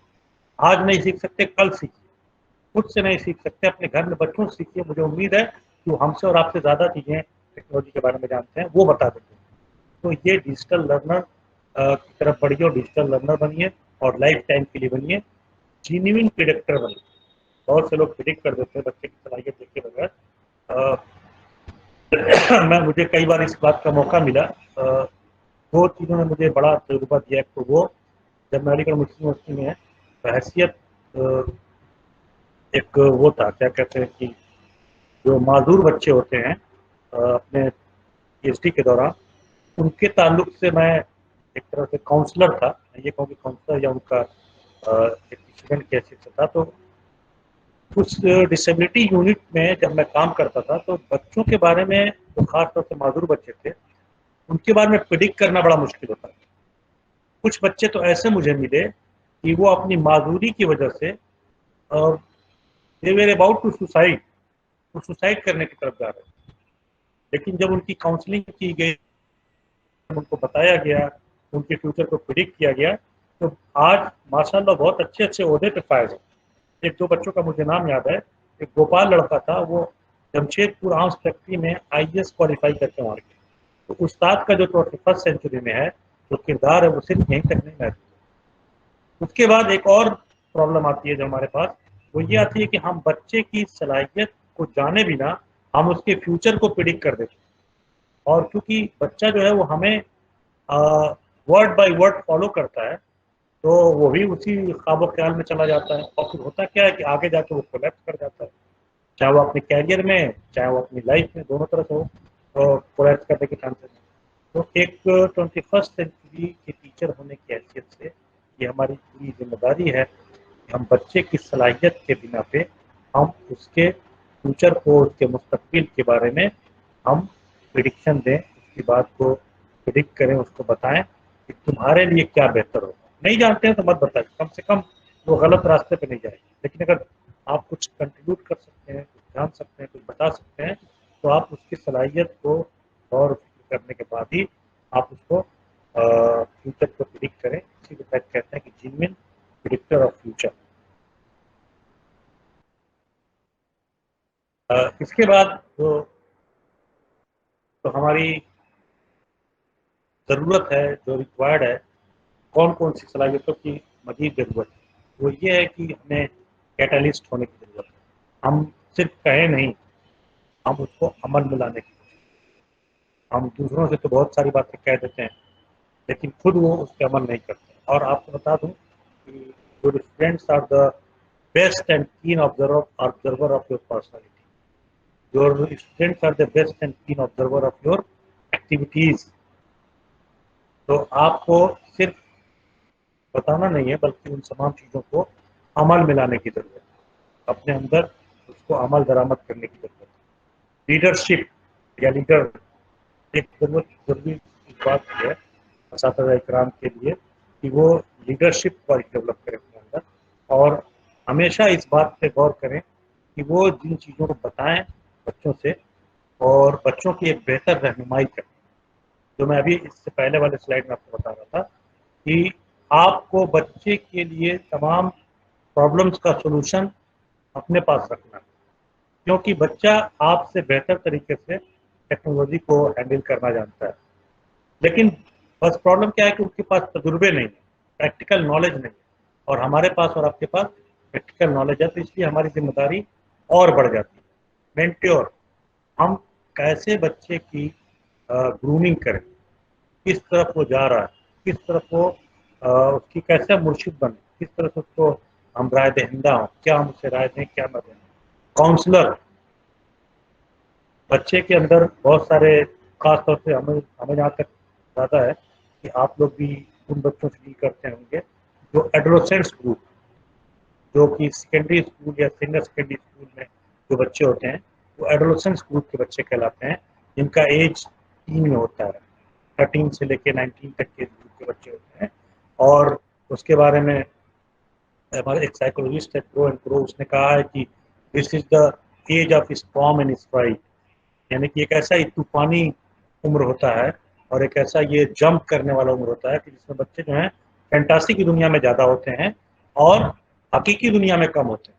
तो वहाँ पे फिर हमारी जिम्मेदारी बढ़ जाती है कि हम उस बच्चे को किस तरह से, उन बच्चों को किस तरह से काउंसलिंग करें, उन्हें किस चीज़ से दूर रखने की मशवरा दें और किस चीज़ के करीब आने का हमने राय दें। खासतौर से जहाँ तक मुझे पता है, एनवीएस के जो सेंटर्स हैं या जो स्कूल्स हैं वो कम्प्लीटली रेजिडेंशियल स्कूल होते हैं, जहाँ पे आप असातिज़ा इकराम को बच्चों के दर्स तदरीस के साथ साथ उनकी रिहायशी ज़िंदगी से भी दो चार होना पड़ता है, उनकी रेजिडेंशियल लाइफ से भी दो चार होना पड़ा होगा। और बेसिकली वो उन इलाकों में खासतौर से हैं जो रिमोट एरिया, जहाँ पे रिमोट एरिया में ये स्कूल इस्टेब्लिश किए गए, कायम किए गए हैं। तो वहाँ पे आपके लिए और बहुत ही जिम्मेदारी बढ़ जाती है कि आप उसके एक बेहतर काउंसलर बने, क्योंकि बच्चे सिर्फ घर से दूर नहीं होते हैं बल्कि शहर से चमक दमक से भी दूर किसी सुदूर इलाके में उनके स्कूल वाक़ होते हैं। तो वहाँ पर फिर आपके लिए और जिम्मेदारी बढ़ जाती है कि आप उनकी काउंसलिंग इस तरह से करें कि वो उस हालात से मुताबिकत बना के उसको एडॉप्ट करके नहीं बल्कि एडेप्ट करके उसके साथ चलने की कोशिश करें। ऐसा ना हो कि बच्चे फ्रस्ट्रेट हो जाएं उस माहौल से या आपके उस स्कूल का जो आपका अपना एक कैंपस है उससे। तो हमें इस बात की भी ज़रूरत है कि हम उस चीज़ को भी सीखें और तख्लीक करने की बात है, क्रिएटर होने की बात है। अब जाहिर सी बात है जब इस माहौल में आप हैं और बच्चे हैं, तो अगर रोज़ बरोज़ कुछ न कुछ इनोवेटिव चीज़ें, कुछ क्रिएटिविटी अगर आपके अंदर नहीं होगी तो बच्चे आपसे मुतमईन नहीं, चाहे वो क्लास की बात हो, चाहे क्लास के बाद ऑफ टाइम की बात हो, चाहे बच्चों की पढ़ने पढ़ाने के ताल्लुक से हो, चाहे तदरीसी और गैर तदरीसी हम उसकी बात करें हम, तो कहीं ना कहीं उसमें क्रिएटिविटी दिखनी चाहिए आपके अंदर। और वो क्रिएटिविटी जो होती है वो बच्चों को आपके करीब लाती है, आपके अपने एक्टिविटीज़ को और इफेक्टिव बनाती है और मौसर बनाती है। तो आज हमारा जो एक अप्रोच है, मॉडर्न अप्रोच जो है, वो इसके जानिब भी जोर देता है कि टीचर को क्रिएटिव होना चाहिए, तख्लीकार होना चाहिए, तख्लीकी हुनर रखने वाला होना चाहिए। दूसरा, ऑर्गेनाइज़र, मुनज़्ज़म करने वाला किसी भी प्रोग्राम को। बहुत सारे हमारे स्कूल्स में कल्चरल फेस्टिवल्स के तौर पे मनाए जाते हैं, बहुत सारे एकेडमिक प्रोग्राम सेलिब्रेट किए जाते हैं, बहुत सारे नेशनल प्रोग्राम सेलिब्रेट किए जाते हैं, फेस्टिवल सेलिब्रेट किए जाते हैं।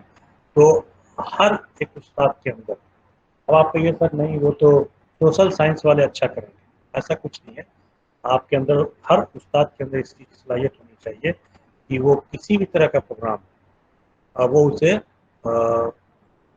ऑर्गेनाइज कर सके, उसे मुनज़्ज़म करने का उसके अंदर हुनर। और ये आपसे हम तवक्को भी कर रहे हैं, ये रिक्वायर्ड भी है कि इन सलाहियतों का हामिल एक उस्ताद होना चाहिए, और ख़ास तौर से इस मॉडर्न दौर में। आपको बताऊं कि ये तमाम एक्टिविटीज़ सिर्फ ऑफलाइन नहीं, अब ऑनलाइन भी करनी होती है। जैसे भी ये प्रोग्राम ऑर्गेनाइज हो रहा है, मैंने देखा कि सुबह से मैं इसमें जुड़ा हुआ हूँ और कितना बेहतर अंदाज में इस इदारे के लोग इतने अच्छे से अंदाज में ऑर्गेनाइज कर रहे हैं और कितना माइन्यूटली आपके ऊपर नज़र रखते हैं। मैं तो इसकी तारीफ करता हूँ यहाँ पे, एक एक पार्टिसिपेंट के ऊपर इनकी नज़र है।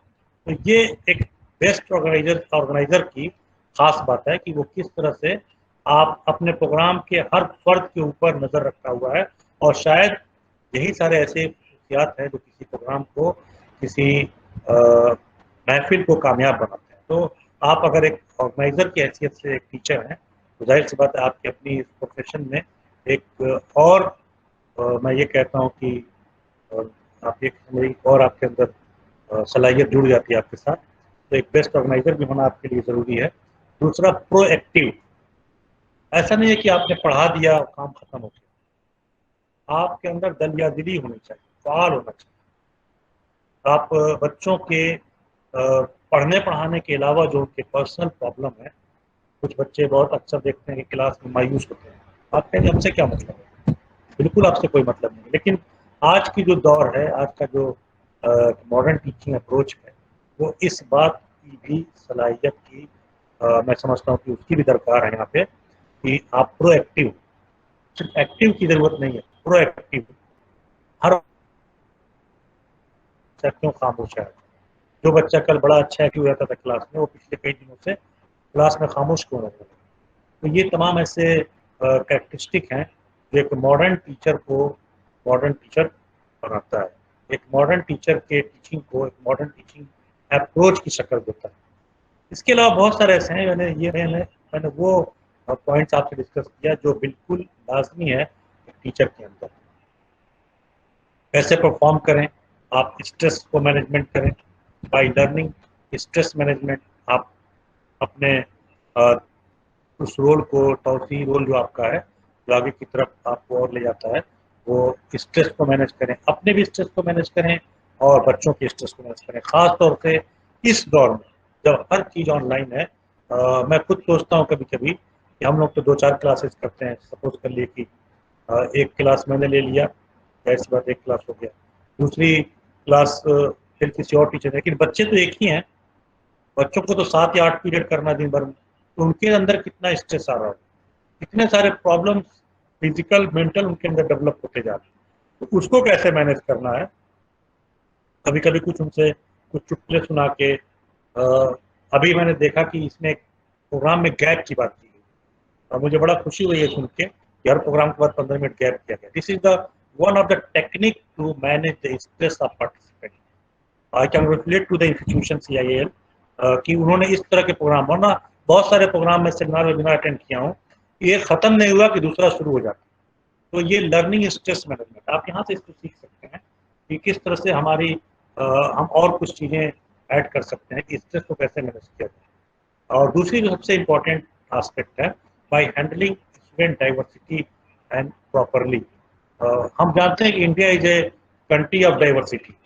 सिर्फ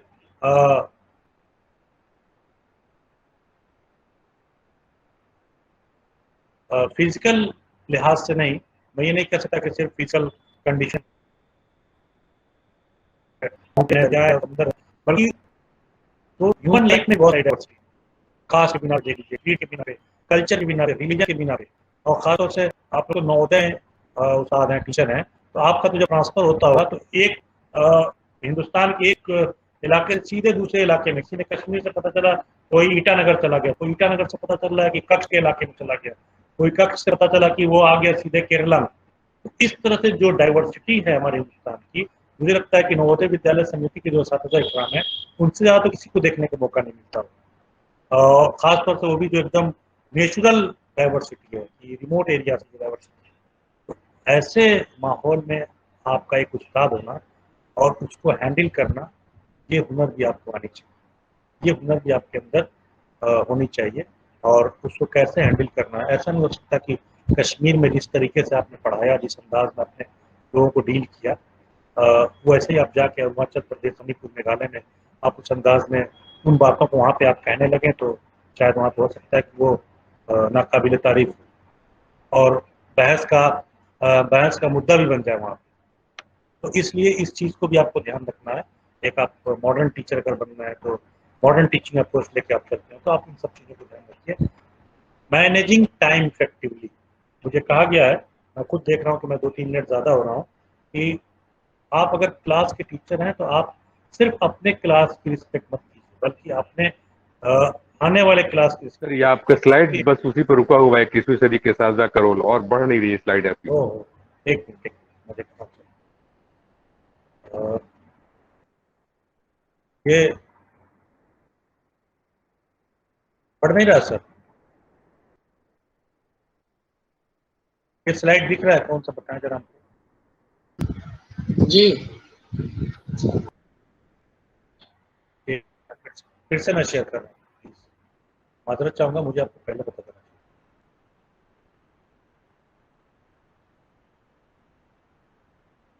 चाहिए। शायद तो कुछ नेटवर्क प्रॉब्लम आ जा रहा है।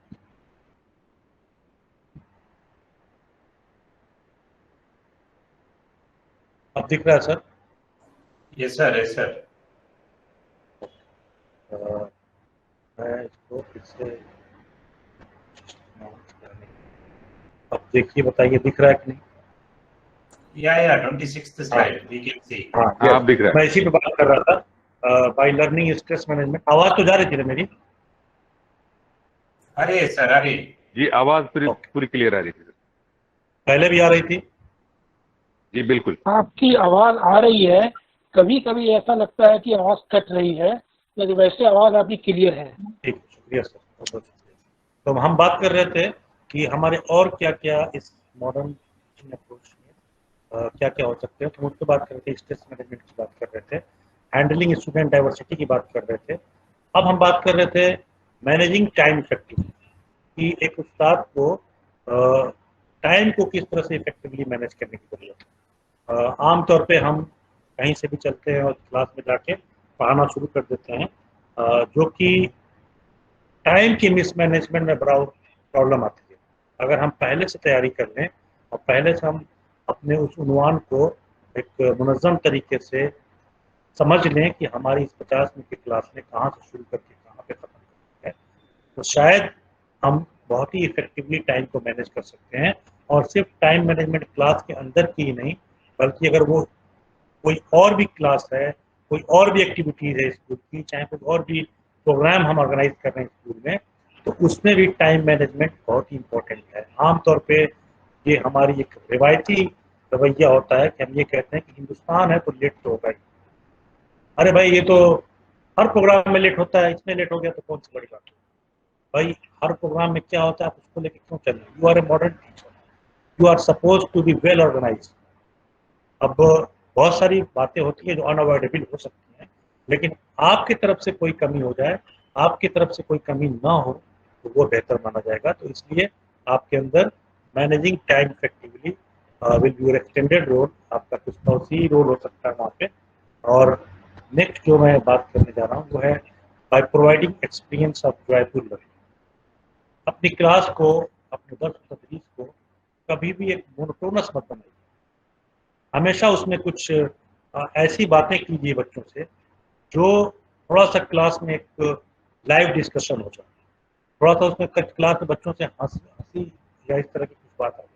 लेकिन इसका भी ख्याल रखना है साथ साथ कुछ ऐसी बात ना हो जाए कि पूरी क्लास के बाहर हो जाए या बच्चे अपने आप से बाहर हो जाए। तो दोनों बातों को बैलेंस करके चलना है। कोई आप एग्जाम्पल के तौर पर कुछ ऐसी बात रख सकते हैं जो बहुत ही महज़ब अंदाज में आप उसको रख सकते हैं और दायरे में रख सकते हैं, जिससे बच्चों में थोड़ी सी एक जॉयफुल लर्निंग हो। कुछ एक्टिविटी बेस्ड लर्निंग करा सकते हैं।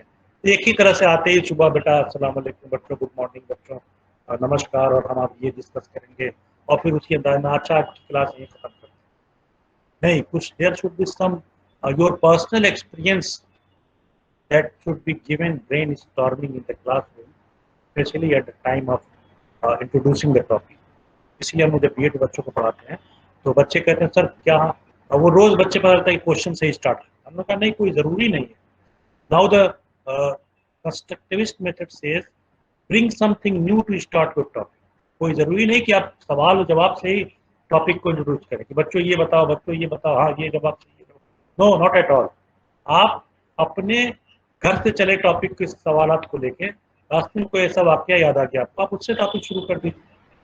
आपको कोई ऐसी छोटी सी स्टोरी याद है, उससे आप अपनी बात को कहना शुरू कर दीजिए। शुरू में नहीं याद है, किसी एग्जाम्पल के तौर पे याद आता है, आप वहाँ पे उसको लाके उसको इनकॉर्पोरेट करके बच्चों के जॉयफुल लर्निंग करा दीजिए। तो आज आपका ये, क्योंकि हम ऑनलाइन टीचिंग की बात कर रहे हैं, ऑनलाइन लर्निंग की बात कर रहे हैं, तो अगर एक ही तरह से मोनोटोनस अंदाज में, ये तो खैर फिजिकल टीचिंग में भी पॉसिबल है कि आप एक्सपीरियंस जो करें बच्चों की, provide experiences of joyful learning, उससे भी उनका एहसास होना चाहिए कि भाई वो सिर्फ क्लास को नहीं पढ़ रहे हैं, मतलब क्लास में सिर्फ काम पढ़ना ही, बल्कि कुछ ऐसी बात हो जिससे बच्चे थोड़ा इंजॉय करें और फिर आप अपने टॉपिक पे आ जाइए। And it should be like on regular basis. ऐसा नहीं कि एक दिन आपने करा दिया साल भर में और कह दिया आपने कहा सर हमने तो करा दिया था एक दिन, जॉयफुल लर्निंग हुई थी, बच्चे सब क्लास में हो सकते। नो, मतलब ये एक पर्टिकुलर इंटरवल पे ऐसी बात आनी चाहिए और ये आप खुद डिसाइड करेंगे कि कब क्या आपको करना है, कब कैसे करना है। उसके बाद आता है evaluating performance of the student objectively. Always be objective.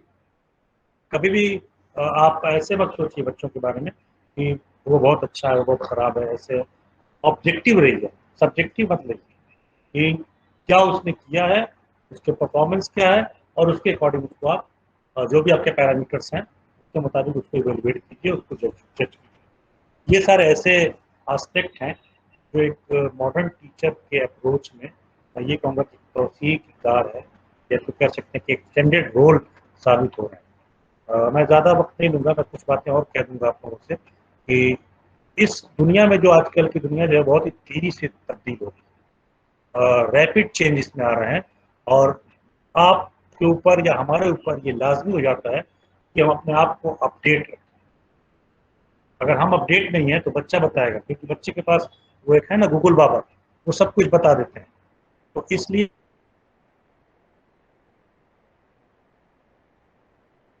हमें भी जरूरत इस बात की है कि हम अपडेट रहें, different innovative ideas, stable modern method, और जो भी हमने आपसे मेथड डिस्कस किया है उसमें आप कितना मुत्तफिक है ये तो बात अभी होगी, उसको आप अपने तौर पे लागू करें और उसका इस्तेमाल करें। Teacher who plays a very vital role in success, और ये बात बिल्कुल वाज़ेह है कि आपका किरदार, हमारा किरदार जो होता है वो बच्चों के लिए एक तरह से कामयाबी की राह की तरफ गामजन करने वाला होता है। तो it becomes the duty of a teacher to take a step. ऐसा नहीं है कि आपकी ड्यूटी सिर्फ पढ़ने पढ़ाना चाहिए, हम आमतौर पर ये मान लेते हैं कि हमकी तनख्वाह किस चीज़ की नहीं है, ठीक है। प्रोएक्टिव होने की क्या ज़रूरत है, फाल होने की क्या ज़रूरत है, उसके लिए कौन सा हमें अलग से पैसे मिलने वाले नहीं। This is our duty in our service, ठीक है। क्योंकि ऐसे ही नहीं कह दिया गया है कि यू आर द उस्ताद को ऐसे ही कौम का मुअम्मार नहीं कह दिया गया, नेशन बिल्डर ऐसे ही नहीं कह दिया गया, तब तो सबको कह दिया था। एक ब्यूटिशियन को भी कह दिया था कि भाई वो एक बदसूरत को बड़ी खूबसूरत बना देती है, तो उसे भी हम कह सकते हैं कि कौम का मुअम्मार है, ठीक है। नहीं कह सकते ना। बहुत सारे ऐसे प्रोफेशनल्स हैं, बहुत सारे ऐसे कंपनीज हैं जो बहुत ज़्यादा कंट्रीब्यूट कर रही हैं हमारे नेशनल बिल्डिंग में, बट हमने कई जगह ये बात कही है और बार बार कही जाती है कि teachers are the nation builder, उस्ताद जो है वो कौम का मुअम्मार। क्यों? क्योंकि we have a different kind of duty towards our future generation. हम अब एक मुख्तलिफ किस्म की हमारी जिम्मेदारी है जो कि हमारे मुल्क के मुस्तकबिल को एक तरह से शेप और शक्ल देती है। To provide a sound education, there should be an amalgamation of the skilled teacher and innovative teacher way of teaching. सिर्फ आपके लिए स्किल टीचर नहीं होने की जरूरत है, बल्कि innovative, to contribute something new in your teaching learning process, not to contribute the skill teaching but to contribute something new. अगर आप आती है तो आप उस स्किल में, उस हुनर में मजीद इजाफा करने की कोशिश करें, मजीद कुछ नई तख्लीक करने की कोशिश करें।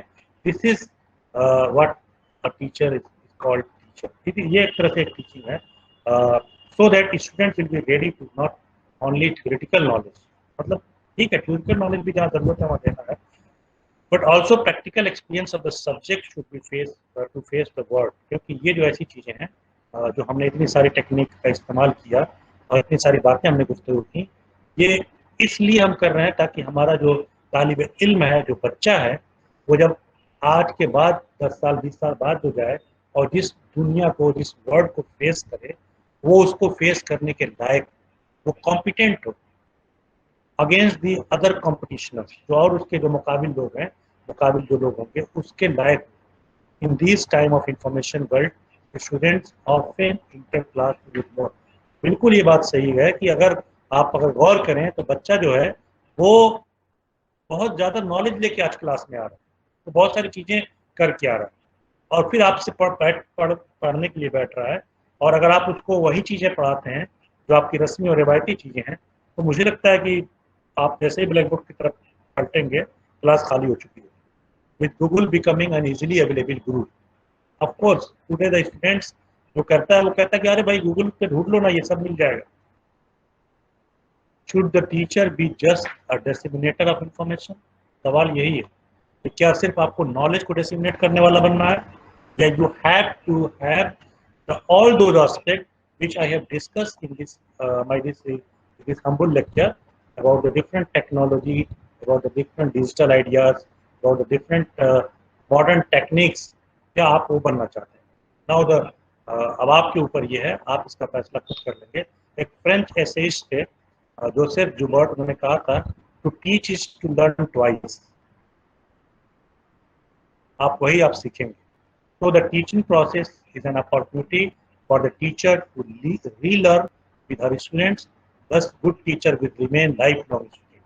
आपको हमेशा सीखना है। आप टेक्नोलॉजी से भागते क्यों हैं? आप मॉडर्न टेक्निक से भाग क्यों रहे हैं? कहाँ जाएंगे बात? अब तो आपको जॉब मिल गया है, कम से कम 30 साल तो पढ़ाना है। एक स्टडी आई है उसमें कहा गया कि एक टीचर जब जॉब पाता है तो कम से कम वो 30 साल तक टीचिंग करता है ऑन एन एवरेज। मैं ये नहीं कह सकता respective of their your age. तो अब आप सोचिए अगर 30 साल तक आप वही रस्मी बातें बताते रहेंगे, वही रस्मी तरीके से पढ़ाएंगे, तो आप सिर्फ 30 साल तक नहीं पढ़ा रहे हैं बल्कि 30 जनरेशन को आप मुतासिर कर रहे हैं, 30 जनरेशन को आप अफेक्ट कर रहे हैं और उसके ऊपर इफेक्ट डाल रहे हैं। तो इसलिए मेरा आपसे एक यही गुजारिश है, यही मुद्दवाना दरख्वास्त है एक टीचर होने के नाते, मैं भी एक टीचर हूँ, कि आप जितना जल्द हो एक मॉडर्न टीचर, एक मॉडर्न अप्रोच अपने अंदर लाने की कोशिश करें और उसको वो करें। अल्लामा इकबाल का शेर याद आता है मुझे फिर यहाँ पे, कि आपको मैं उसको बात कहूँगा, बार बार मैं ये पढ़ता रहता हूँ अपने बच्चों के सामने, कि सबक फिर पढ़ सदाकत का, शुजाअत का, अदालत का। सबक फिर पढ़ सदाकत का, अदालत का, शुजाअत का, लिया जाएगा तुझसे काम दुनिया की हिम्मत का। इन्हीं अल्फाज के साथ मैं आपका बेहद शुक्रगुजार हूँ। बहुत बहुत शुक्रिया आप लोग का कि आप लोगों ने मुझे अपना कीमती वक्त दिया।